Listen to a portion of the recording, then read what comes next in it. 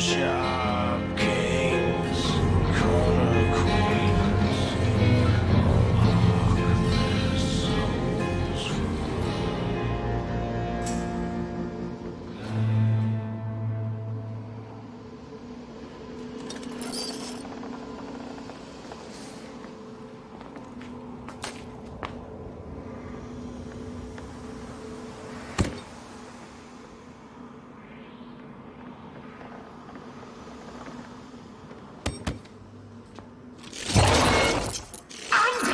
On your face!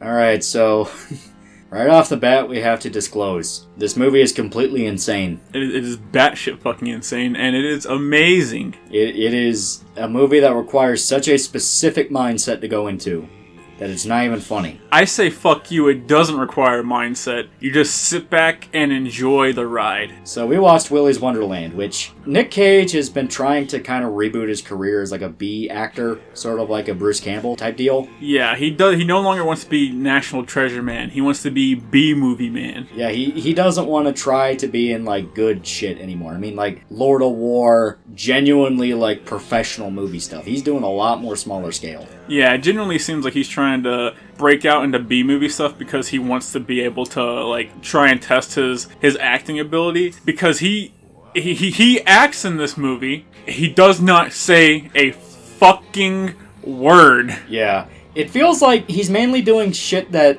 is just fun for him to do. Yeah, because there was that period where Nick Cage was in like fucking atrocious movies, like bottom barrel, lowest rating on fucking Redbox type shit. Yeah, just fucking like ass-end movies that really no one should want to watch. But he did it because he needed to pay a bunch of stuff off, because apparently he was in like massive amounts of debt. Yeah. Thankfully, it looks like he's pretty much clear of that, and now he's like doing projects that he just thinks are fun to do. Yeah, like on this movie, he's one of the producers, executive producer, I believe. Yeah. Yeah, he's one of the executive producers on this. So like, he's trying to get into shit that he wants to do. I would assume. And that's respectable. Yeah. And he is kind of embracing the more kooky meme side of himself, where he is absolutely over the fucking top. Yeah, he's over the top in Mandy. Sure as fuck over the top in this. Over the top in Color Out of Space as well. Yeah, absolutely, yeah. Are you listening to me? You know, I did everything I was supposed to do. I followed every fucking rule in the book. In the end, they still fucking taste like shit. So you know what? Fuck that. Okay, coming up. You know what? Okay, stop it. Stop it. Slam dunk. You know what? Just do something about that dish. All right. Do you know what I'm gonna go and lie down? Just fix that dish, okay?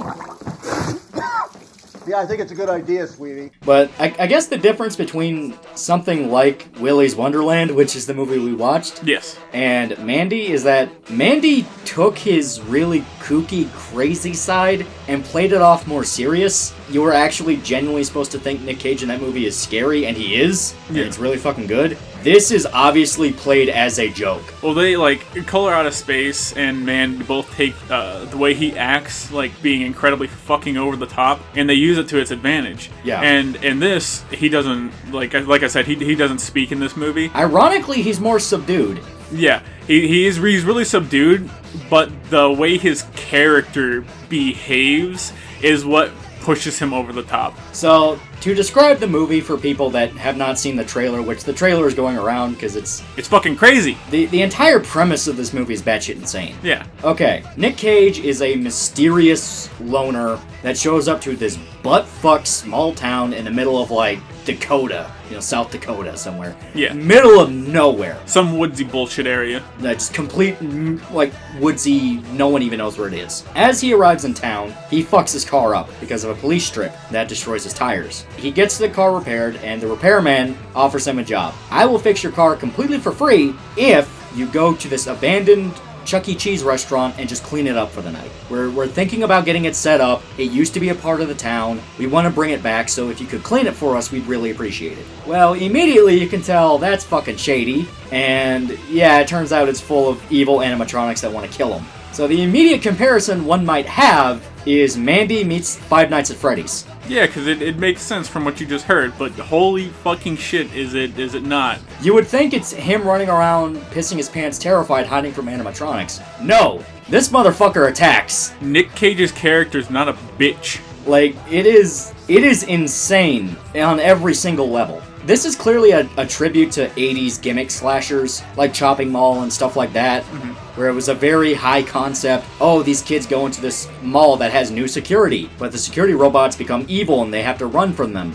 Shit like that. This takes that, but twists it, where you still have that classic setup where you do have your disposable teenagers in an abandoned Chuck E. Cheese restaurant, but then you have an actual psychotic motherfucker there to protect you. It might have literally just started from Nick Cage wanting to do a vanity project, where it's like, I want to be a badass dude that fights evil, demonic, possessed animatronic things, but he is such a fucking linchpin to the movie.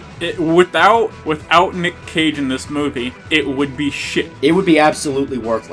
Yes. Basically, the evil Chuck E. Cheese restaurant had a bunch of animatronics that obviously go crazy and start eating people and killing people. Sort of a spoiler, the town knows, but there's multiple levels to the town knows that I won't go into. Yeah. And Nick Cage is obviously sent in there as, hey, go distract them for the night. Yeah. The trailer outright says this. This isn't like a major plot reveal. You kind of see it coming.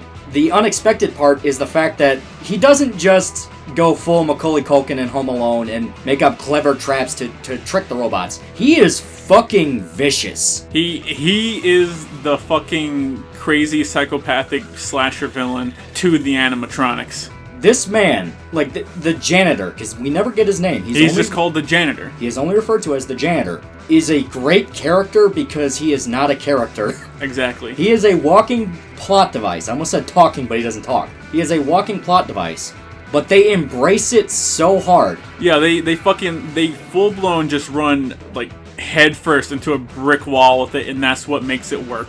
Everyone knows Nick Cage could solve the entire problem in less than an hour. But he has his slasher movie villain rules. Yes. When that watch clicks off, he goes on break. And it is one of the funniest fucking jokes throughout the movie. Like, I can only imagine they were writing the script for the movie, and they sat there and they got to like a moment where they're like, wow, that's really stupid. And then they made it into a joke in the movie, and it fucking fell together perfectly. Because one thing I do appreciate about the movie is it doesn't really waste time. No, not at all. I mean, a lot of the human characters are absolutely disposable, but they kind of know that they're disposable, so they're not really there to do anything too much. I will say there's one part in the movie where I was like, holy shit, I want this to be done.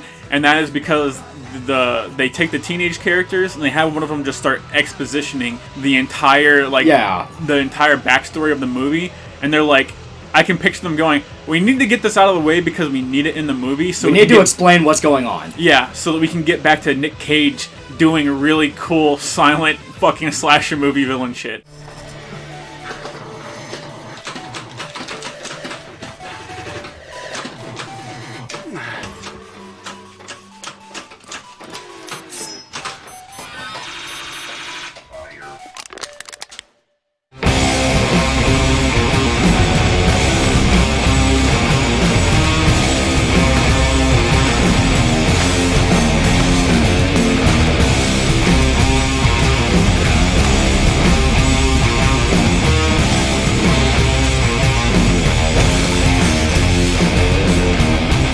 That's badass. As stated, it does its job. It is definitely the weakest part of the movie, because none of the acting is really that great. No. Like, none of the actors are really that great. The camera work can go from pretty good to outright really bad. Yeah, a lot of the action scenes break, like, that Jackie Chan rule. Yeah, where you can obviously tell they're not really hitting each other. Like, it's one of those things where the reason I bring up the first Evil Dead is because you have to go in knowing that this is a movie made by people that really, really wanted this to be good, but they just didn't have all that they needed to get it to the finish line. Because a good comparison between this and like a movie that had a similarly really small budget but made the fucking most out of it, there's a movie called Wolf of Snow Hollow, made by a guy by the name of Jim Cummings. Yes. Probably one of my favorite directors that's come out of fucking nowhere.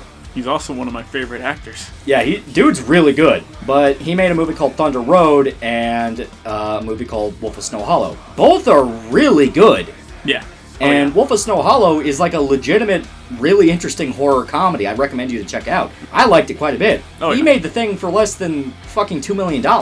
Now, Willy's Wonderland, which looks admittedly significantly worse and has more problems, was for $5 million. So it's a thing where it's not like the money alone was a problem, it was that they didn't really focus on aspects they should have, where if you're going to make an action horror thing, make the action really satisfying. And thankfully I think that is where Nick Cage comes in, where the dude's just absolute fucking beast roars. The fact that he knows how fucking batshit insane he looks when he's angry fucking sells a lot of action scenes that, on paper, really aren't that impressive. Oh, yeah. Like, most of the action scenes end in, like, fucking less than a minute.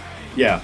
But they're compact, and they're fucking amazing. Basically, when you watch fucking Nick Cage go absolutely berserk on these fucking animatronics, it really works because he seems genuinely pissed off. He's taking out his rage at his career failing on these animatronics, and you can see a light in his fucking eyes while he's doing it. Like, the first animatronic death, like, you have to judge the movie by when the animatronics die, not when the people die. Yeah, that, like, fuck your people. Your animatronics are your fucking teenagers. They're the victims. Exactly. But the first one had me laughing my ass off. One of my favorite aspects, once again, sort of a spoiler, but vague enough to where it doesn't really matter plot-wise. He does not react to anything that's going on. Yeah. He does not care. One of the animatronics attacks him in the beginning of the movie, like, first 20 minutes of the movie. He gets right back to cleaning. He does not give a shit. Hey, you think that's the moment where, like, it's like, oh shit, no, we need to get out of here. He just fucking moves on with his life. He goes back to cleaning. And it's a joke that keeps escalating where it gets more and more insane, where he cannot keep ignoring this. But he has his rules. He has his rules. He's there to do a fucking job, and he's gonna do it. If you stay on your fucking stage and sing songs for the night, I'll leave you alone. He will not attack unless he is provoked. If you stay on your fucking stage, there's even a scene where it directly shows that, where there's a girl that tries to kill one of the animatronics when it's vulnerable, when it's doing the song and dance, thinking it's tricking everybody. Yeah. She tries to stab it. Then Nick Cage grabs her arm and is like, no. Yeah, he's like, don't fucking touch my animatronics. I gotta clean that. He legit has a fucking non-verbal agreement with the animatronics. Don't fuck with me, I won't fuck with you. He has a fucking peace treaty. But they violate the NAP, and therefore they must be punished. Therefore, he's got to bring down the entire force of fucking Nick Cage on him. Fuck you! And some of the fucking kills are amazing. Oh, yeah. I still laugh. Because I've shown this to a few people already. I've shown you, and I even sat my fucking dad down and made him watch it. And each time we got to the fucking scene in the bathroom with the gorilla. That is my favorite fucking part in this goddamn movie. I was laughing my fucking ass off. Yeah, it is fantastic. It is so good. It is so cold-blooded. They do try to set something interesting up with the animatronics and the restaurant itself. The restaurant feels like a cheap-ass Chuck E. Cheese ripoff you'd see in the 90s. Like, it's something you could imagine seeing in a small town. Like, this really does feel like a movie made by somebody that worked at one of these restaurants and fucking hated it. Fucking hated everything about it. And this is just them venting, where it's like, I fucking hated this shit. I fucking hated cleaning the place. I fucking hated the animatronics. I hated everything. So it's literally him writing a massive fuck you to this restaurant. Because it's got an entire lore. It's got an entire, like marketing thing behind it. The actual design of the restaurant feels like you got inspiration from somewhere. Like I kept getting reminded, like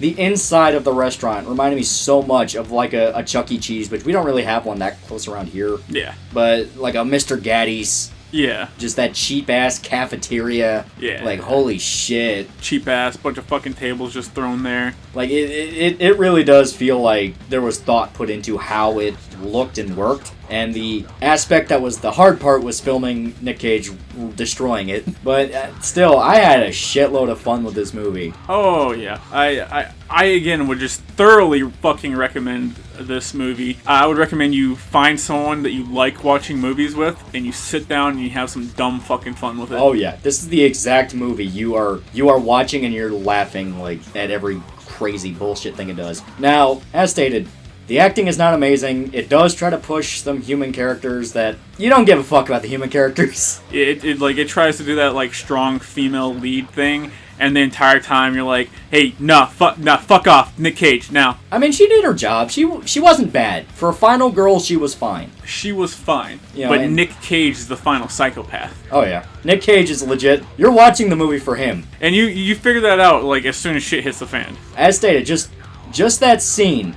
It's in the trailer where the animatronic bites him in the face, and the look of anger and the fact he just snaps his mop in half. That's the minute you see, oh fuck, and even the animatronic notices it. Oh fuck yeah! Like you're not supposed to fight back. There was a point in the movie I was legitimately convinced he was going to lynch one of them in front of the rest of the animatronics to prove a point. Oh yeah, we both unironically seriously thought that he was going to sit there and lynch this motherfucker. Just string him up to the ceiling. And for the rest of the movie, we're gonna have a fucking animatronic hanging by its neck from the ceiling, like squirming. Just psychological warfare to these demonic animatronics. Yeah. It is a movie that is beyond words. It doesn't matter what your professional YouTube movie critic says. This is going to go down as a cult classic in like 10, 20 years. This is guaranteed to be the next Evil Dead. This is gonna be somebody's favorite movie, and you can't really blame them because there's a lot to love about it. It's not amazing by any means in the sense of like being well put together. Like this isn't Joker or Goodfellas or anything like that. This is fuck you, it's fun, and yeah, they're right. It is very fun. Now, if I had any like legitimate complaints, like, hey, this is outright bad, even for what you were trying to go for, the gore really was not that impressive. Yeah, a lot of the early stuff is like very blatant, like special effects gore, but not practical effects. Like the blood effects are kind of meh. Yeah. It's obviously like syrup. There's one scene where somebody gets bitten by an animatronic in like a flashback, and you can clearly see it's like a patch they put on his shirt, and it's ripped out by the animatronic, but it's still like bulging away from the shirt where it's obviously not a part of his skin. You'll know when you see it, but it's very, very obvious it's fake. CGI blood and shit like that. CGI blood, one of the animatronics is CG. I do like the effect when it's in the restaurant. Then they try it out of the restaurant and it's like broad daylight and it's literally broad daylight. And it doesn't look that great. Yeah. But when it's in the restaurant and it's dark, it works, but still, I had a lot of fun with it. Oh, yeah. Like, I don't fucking care. I liked it. Yeah, I like it, and I wish more people had access to this fucking movie. Yeah, right now it's on Amazon Prime as like an early release thing because it got a limited release in theaters. That's how I watched it, because I saw the trailer and I'm like, fuck it, it's $20. I want to see what this is. Oh yeah, we've been excited for this since we watched since the trailer dropped and we watched Mandy and everything, and Nick Cage started his B-movie comeback. Yeah, Mandy is straight up one of my favorite movies. Mm-hmm. So when I saw the trailer, I was like, this is Mandy meets Five Nights at Freddy's. Yeah. And I fucking hate Five Nights at Freddy's, so I was like, you know what, I'm interested.